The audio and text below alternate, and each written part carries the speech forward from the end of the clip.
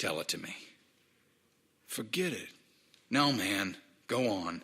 One thing I hate, it's a silent Indian. For the most part, they carried themselves with poise, a kind of dignity.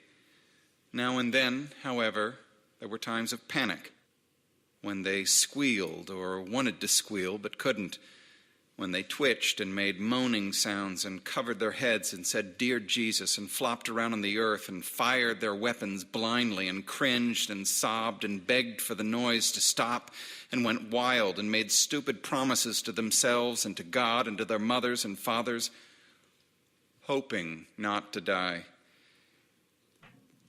In different ways, it happened to all of them. Afterward, when the firing ended, they would blink and peek up. They would touch their bodies, feeling shame, then quickly hiding it. They would force themselves to stand, as if in slow motion, frame by frame, the world would take on the old logic, absolute silence, then the wind, then sunlight, then voices. It was the burden of being alive. Awkwardly, the men would reassemble themselves, first in private, then in groups, becoming soldiers again.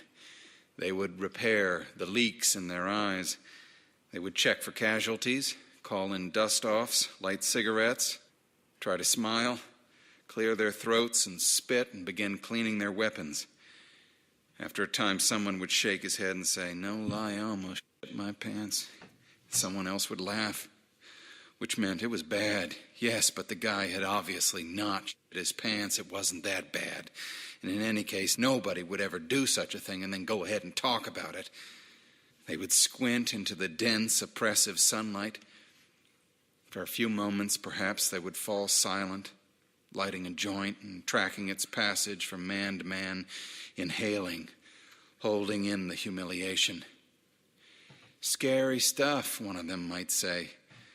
But then someone else would grin or flick his eyebrows and say, "Roger Dodger almost cut me a new asshole. Almost." There were numerous such poses. Some carried themselves with a sort of wistful resignation, others with pride or stiff soldierly discipline or good humor or macho zeal. They were afraid of dying, but they were even more afraid to show it. They found jokes to tell. They used a hard vocabulary to contain the terrible softness. Greased, they'd say, offed, lit up, zapped while zipping. It wasn't cruelty, just stage presence. They were actors, and the war came at them in 3D. When someone died, it wasn't quite dying, because in a curious way it seemed scripted, and because they had their lines mostly memorized, irony mixed with tragedy, and because they called it by other names as if to insist and destroy the reality of death itself. They kicked corpses, they cut off thumbs, they talked grunt lingo, they told stories about Ted Lavender's supply of tranquilizers, how the poor guy didn't feel a thing, how incredibly tranquil he was. "There's a moral here," said Mitchell Sanders. They were waiting for Lavender's chopper, smoking the dead man's dope. "The moral's pretty obvious," Sanders said, and winked. "Stay away from drugs. No joke. They'll ruin your day every time." "Cute," said Henry Dobbins. "Mind blower. Get it? Talk about wiggy. Nothing left. Just blood and brains." They made themselves laugh. "There it is," they'd say over and over, as if the repetition itself were an act of poise, a balance between crazy and almost crazy, knowing without going. "There it is," which meant be cool, let it ride. Because, oh yeah, man, you can't change what can't be changed. There it is. There it absolutely and positively and well is. They were tough. They carried all the emotional baggage of men who might die: grief, terror, love, longing.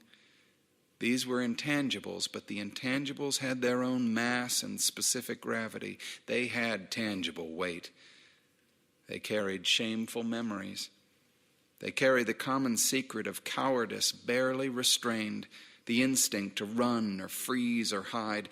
And in many respects, this was the heaviest burden of all, for it could never be put down. It required perfect balance and perfect posture. They carried their reputations. They carried the soldier's greatest fear, which was the fear of blushing.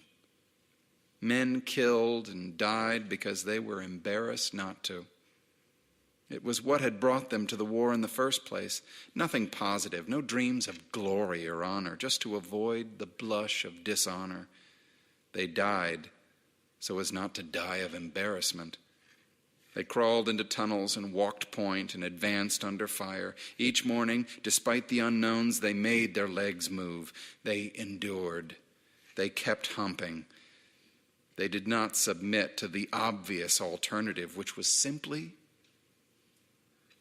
to close the eyes and fall. So easy, really. Go limp and tumble to the ground and let the muscles unwind and not speak and not budge until your buddies picked you up and lifted you into the chopper that would roar and dip its nose and carry you off to the world.